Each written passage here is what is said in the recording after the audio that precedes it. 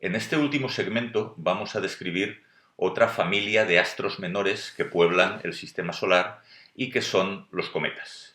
Los cometas son astros que se muestran en las proximidades de la Tierra, son visibles en el cielo, pues algunos de ellos de forma periódica vienen con intervalos de unos pocos años y otros que aparecen repentinamente sin que su llegada fuese esperada.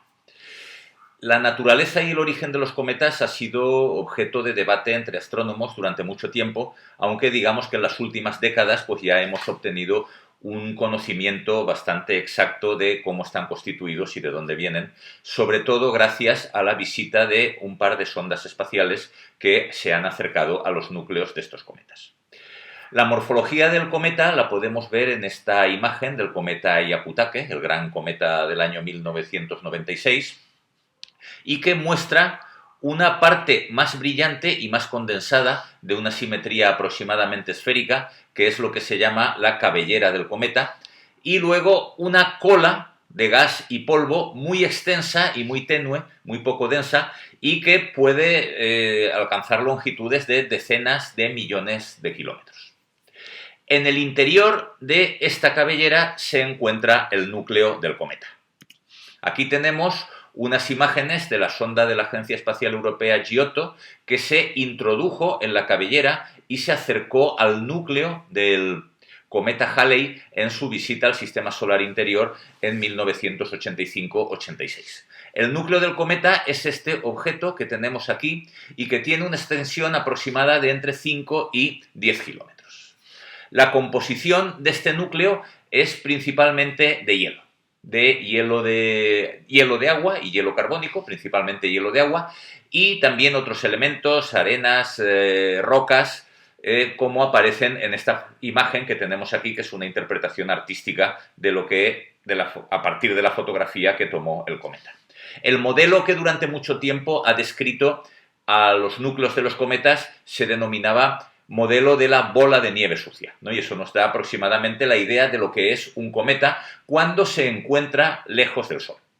Cuando se encuentra lejos del Sol, el cometa es un astro pequeño, como un asteroide pequeño, ya digo, tamaños típicos de pocos kilómetros, hasta 10, 20 kilómetros los más grandes, formados principalmente por hielo y nieve. Al estar tan alejados del Sol, no desarrollan toda esta actividad que da lugar a la cabellera y a la cola del cometa y son objetos pequeños y fríos prácticamente imposibles de detectar desde la Tierra, pues con las técnicas de observación actuales. Cuando se acercan al Sol, sin embargo, la radiación solar hace que este hielo, esta nieve, se caliente y se sublime, ¿no? Como no hay una atmósfera, no podemos tener agua líquida, entonces se produce el paso de hielo a gas de forma, digamos, como explosiva, como mediante la eyección de estos chorros de gas que vemos aquí en la fotografía y que vemos representados aquí en la imagen artística. Como el cometa, el núcleo del cometa, al ser muy pequeño y muy poco masivo, tiene muy poca gravedad, pues estos gases se expanden enormemente formando una, por así decirlo, una atmósfera muy extensa y muy poco densa alrededor del núcleo, que es lo que llamamos la cabellera. El impacto del viento solar sobre esa cabellera, esa atmósfera tan extendida, arranca materia, arranca partículas de la cabellera y las impulsa en la dirección contraria a donde se encuentra el Sol, dando lugar a la cola del cometa. Aquí tenemos una imagen del cometa Churyumov-Gerasimenko que fue visitado por la sonda Rosetta. Podemos ver pues, una imagen mucho más detallada del núcleo del cometa, mucho más detallada que la que nos ofreció la sonda Giotto del Halley. Aquí se puede ver con mucho detalle ese núcleo del cometa, que aquí vemos que tiene una estructura como formado por dos lóbulos, bilobular, que ahora lo veremos con más detalle, y vemos también que en el momento de aproximarse al Sol y ser iluminado por el Sol, pues esta eyección de gas producido por la sublimación de los hielos que componen mayoritariamente el núcleo del cometa. Aquí tenemos varias imágenes de este núcleo del cometa 67P, el Churyumov-Gerasimenko, que fue seguido por la nave Rosetta pues, durante un cierto tiempo y a partir de su periodo de rotación, a partir de la rotación del cometa, pues se pudo tomar esta serie de imágenes que nos muestran varios aspectos del cometa. del núcleo del cometa. Aquí tenemos ya una imagen más detallada de cómo está compuesta la superficie de ese núcleo y vemos que efectivamente responde a ese modelo de bola de nieve sucia. Principalmente está formado por hielos y también con materiales de tipo rocoso, también incrustados o incluidos en esta estructura principalmente de hielo. Como decía, la cola del cometa sigue la dirección contraria al Sol, porque esta cola está formada por partículas de la cabellera, de la atmósfera extendida alrededor del núcleo, que el Sol arranca, que el viento solar arranca de esa atmósfera extendida. Entonces, no debemos caer en la idea ingenua, ¿no?, de que la cabellera sigue al núcleo del cometa en el sentido del movimiento, sino que la cabellera apunta siempre, la cola apunta siempre en la dirección contraria al Sol. Cuando el cometa se está acercando, la cola efectivamente sigue al núcleo y a la cabellera en el movimiento del cometa, pero cuando el cometa se está alejando es la cola la que va por delante y la cabellera con el núcleo sigue por detrás. Vamos a ver otras imágenes de cometas. Este es también el gran cometa del año 1997, el cometa Hale-Bopp. Podemos ver aquí esta cabellera muy brillante y en este caso, como en muchos cometas, presenta dos colas. La cola de polvo, por así decirlo, y la cola iónica, la cola de iones. La cola de polvo sigue exactamente la dirección contraria a la dirección del Sol, la dirección en la cual empuja el viento solar, mientras que la cola de iones, al ser estos iones partículas cargadas, pues su posición está ligeramente condicionada por las líneas del campo magnético del Sol que se extienden pues a lo largo de todo el sistema solar. Otro ejemplo, este es el cometa Halley, el cometa Halley en su aparición del año 1910, que fue al pasar mucho más cerca de la Tierra, fue mucho más brillante y mucho más conspicuo en el cielo que en la aparición del año 1985-86, en la cual pasó por el otro lado del Sol con respecto a la posición de la Tierra. Un ejemplo más, el cometa Holmes, que se vio hace algo más de 10 años. Y aquí tenemos ahora unos ejemplos que nos van a servir para ilustrar la formación de los cometas, el origen de los cometas y también para definir la estructura más alejada que se encuentra en las fronteras del sistema solar. La mayoría de los cometas conocidos son cometas periódicos además de periodo corto, que se acercan por las proximidades del Sol y por tanto por las proximidades de la Tierra con periodicidades que van entre los 2 y los 6 o 8 años. Aquí tenemos, por ejemplo, el cometa Encke y el cometa Giacobini-Zinner. Vemos que las órbitas de estos cometas son órbitas muy alargadas, su perihelio está cerca del Sol, en este caso, en el caso del cometa Encke, está incluso dentro de la órbita de la Tierra, ¿no? Tenemos aquí la representación que ya hemos visto antes. Esta línea morada es la órbita de Júpiter, esta línea roja es la órbita de Marte y la línea azul es la órbita de la Tierra. Entonces vemos que esta órbita elíptica tiene su perihelio, en este caso, dentro de la órbita de la Tierra y su afelio, pues, mucho más alejado, prácticamente en la órbita de Júpiter. Aquí tenemos este otro cometa, el cometa Giacobini-Zinner, que tiene también una órbita parecida. Su perihelio está esta vez por fuera de la órbita de la Tierra, aunque más cercana a ella, y su afelio está por fuera de la órbita de Júpiter, pero prácticamente a la distancia de la órbita de Júpiter. Además de estos cometas periódicos que tienen estos periodos cortos, tenemos cometas de periodos muy largos o incluso cometas que solo se han visto pasar una sola vez y que se sabe que no volverán a pasar por las proximidades del Sol. El primero de los casos, como ejemplo del primero de los casos, podemos hablar del cometa Hyakutake, que tiene una órbita muy elíptica, su perihelio está muy cerca del Sol, bien dentro de la órbita de la Tierra, pero su afelio está muy alejado, no se conoce bien con precisión y tampoco se conoce con mucha precisión su periodo orbital, pero se sabe que es un periodo de más de 10.000 años. Así que este cometa, si regresa, no lo hará en los próximos 10.000 años. Y luego tenemos aquí otro cometa como ejemplo de cometas no periódicos, que solo aparecen una vez. La trayectoria de este cometa, que fue visible también en 1996, su trayectoria corresponde a una elipse. No presenta una órbita cerrada, perdón, a una elipse no, a una hipérbola.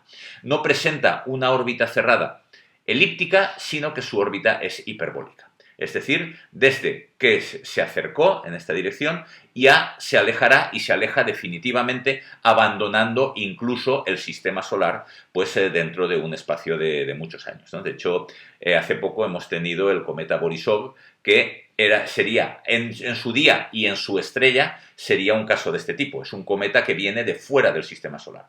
Se formó alrededor de otra estrella, se acercaría por su estrella central pues en una órbita hiperbólica y tras ese paso por cerca de su estrella ya abandonó su sistema estelar y tras muchos años de viaje ha pasado por las proximidades del nuestro, por las proximidades del Sol. Muy bien. Esta diferencia y en particular la existencia de cometas de periodo corto ha marcado un problema para la naturaleza y para el origen de los cometas. Fijaos que por las imágenes que hemos visto antes, cuando el núcleo cometario, que es simplemente una bola de hielo relativamente pequeña, se acerca a las proximidades del Sol, pues el calor del Sol hace que parte de ese hielo se sublime, forme la cabellera y forme la cola. Todo el material que forma la cola se pierde en el espacio. Por tanto, en cada paso por cerca del Sol, el cometa pierde material. Esto hace que, a lo largo de muchos pasos sucesivos cerca del Sol, el cometa acabe, por así decirlo, gastándose. Llegará un momento en el cual a ese núcleo cometario ya no le queden más elementos volátiles que puedan ser sublimados, y entonces dejará de ser un cometa. Se quedará únicamente un residuo rocoso que en sus pasos por cerca del Sol pues no desplegará toda esta fenomenología, no tendrá cabellera, no tendrá cola, porque no tendrá los materiales sublimables que dan lugar a esta fenomenología. Entonces, claro, esto quiere decir que los cometas tienen un tiempo de vida limitado. Se estima que un cometa no puede sobrevivir más allá de 1 millón de pasos por las cercanías del Sol. Es decir, estos cometas, cuando a lo largo de su órbita han pasado más de 1 millón de veces por el interior del sistema solar, pues ya están completamente agotados, ya han perdido todo su material. Esto quiere decir que estos cometas de periodos entre 2 y 7 años, de 2 y 10 años, podríamos decir, por ampliar el margen, no pueden tener una edad muy alta. Podrían tener como máximo, si decimos que el cometa solo puede sobrevivir como máximo 1 millón de años, 1 millón de pasos por las proximidades del Sol, y su periodo son 2 años, pues esos cometas de periodos del orden de 2 años no pueden tener más de 2 millones de años de vida, y los cometas con periodos de 10 años no pueden tener más de 10 millones de años de vida. Esto quiere decir que son objetos de formación muy reciente, porque el sistema solar tiene 5.000 millones de años de vida. Un astro que solo tiene 2 millones de años de vida, 10 millones de años de vida, es un astro que se ha formado muy recientemente. Y esto plantea un problema. ¿Dónde se forman los cometas? Porque en nuestro sistema solar no podemos, cercano, en el sistema solar interior, no podemos identificar ninguna región, ni ninguna estructura, ni ningún mecanismo en el cual pudieran estar naciendo cometas nuevos. La teoría más aceptada, el modelo más aceptado que explica la formación de los cometas es lo que se conoce como modelo de nube de Oort. El modelo de nube de Oort propone que en la parte más exterior del sistema solar, en esta que vemos aquí, o quizá más fácil de interpretar en esta imagen de aquí, tendríamos en esta imagen el sistema solar interior, aquí tendríamos las órbitas de los planetas interiores, aquí los planetas exteriores. Fijaos que esta escala es logarítmica, va por potencias de 10, aquí tenemos una unidad astronómica, que es la distancia de la Tierra al Sol, 10 veces esa unidad, 100 veces esa unidad, 1000 veces esa unidad, y así sucesivamente. Pues este modelo propone que la parte más externa del sistema solar está poblada por una nube de núcleos cometarios.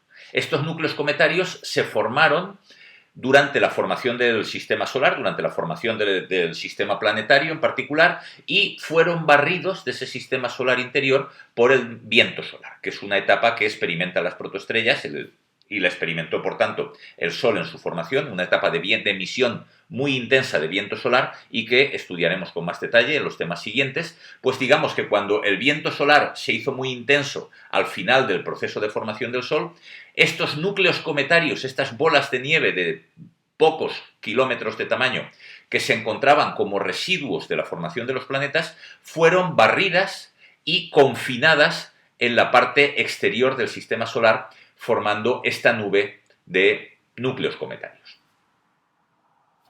¿Qué tiene que ver esto con los cometas? Porque claro, esto está confinado en la parte exterior, pues claro, estos núcleos cometarios pues seguirán órbitas alrededor del Sol de periodos larguísimos, pero en esos movimientos orbitales puede ser que dos de estos núcleos interaccionen gravitacionalmente, de forma que uno de ellos caiga hacia el interior del sistema solar y otro de ellos salga hacia afuera.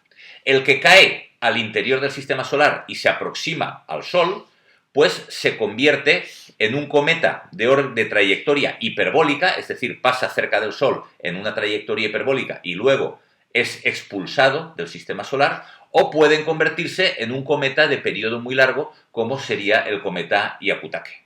Un cometa cuya órbita va desde la nube de Oort hasta las proximidades del Sol, y así de ida y vuelta, con periodos orbitales de decenas de miles de años. ¿Y cómo se forman los cometas de periodo corto? Pues bueno, los cometas de periodo corto tendrían un origen similar a estos dos que estamos describiendo, pero en su paso por el sistema solar interior podrían interaccionar gravitatoriamente con un planeta. Y en particular con Júpiter, porque como Júpiter es el planeta más masivo del sistema solar interior, pues digamos que la mayor probabilidad de tener una interacción gravitatoria de un astro que está viajando hacia el Sol desde los confines del sistema solar sería un encuentro con Júpiter. Entonces, si en su camino al sistema solar interior, en uno de sus pasos, el cometa se ve afectado por la gravedad de Júpiter, pues pasaría a una órbita interior con un perihelio cercano al Sol y un afelio cercano a las proximidades de Júpiter, que es lo que tiene la mayoría de los cometas de periodo corto. En este caso, el cometa se convertiría en un cometa periódico de periodo corto y diríamos que con este proceso pues se acercaría al final de su vida. Cuando queda capturado por la gravedad de Júpiter y queda en una órbita cuyo afelio está en las proximidades de la órbita de Júpiter, pues el cometa sabe que solo aguantará allí pues unos pocos millones de años antes de quedarse completamente exhausto por sus pasos consecutivos alrededor del Sol. Algunos cometas pueden ser gravitacionalmente capturados no por Júpiter, sino por algún otro de los planetas, ¿no? Como sería el caso del cometa de Halley, que tiene un periodo de 76 años y un afelio cercano a la órbita de Urano, que fue probablemente el que lo perturbó en su camino y lo hizo convertirse en un cometa periódico, en este caso de periodo intermedio, de un periodo, como digo, de 76 años. Por tanto, y con esto ya acabamos nuestro estudio del sistema solar, la parte más externa del sistema solar sería esta nube de Oort. Esta nube de Oort, una nube con simetría esférica y que está poblada por núcleos cometarios. En el interior de esta nube es donde se encuentran el Sol en su centro, los planetas, los asteroides y los cometas de periodo corto que quedan confinados a esta región interior del sistema solar.